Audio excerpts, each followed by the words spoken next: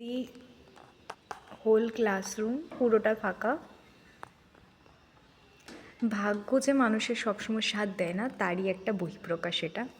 আজকের দিনটা এতই খারাপ গেছে, আমি সকালবেলা 8টার সময় বের হয়ে তাড়াহুড়ো করে এখানে এসেছি, এতটা দূরে জার্নি করে। তারপর এখানে এসে দেখলাম যে ম্যাম 7টার সময় মেসেজ করে রেখেছিল যে ম্যাম ক্লাস আজকে 2টো থেকে করাবে, সকালের ক্লাসটা হবে না।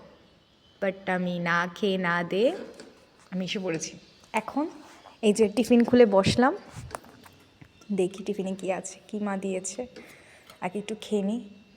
ওকে, ভেজিটেবল রাইস, তারপর এখানে আলুর দম সামথিং কিছু একটা আছে।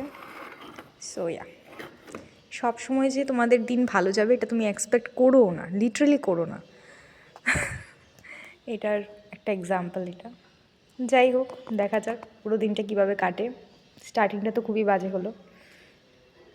Let's hope for the rest of the day.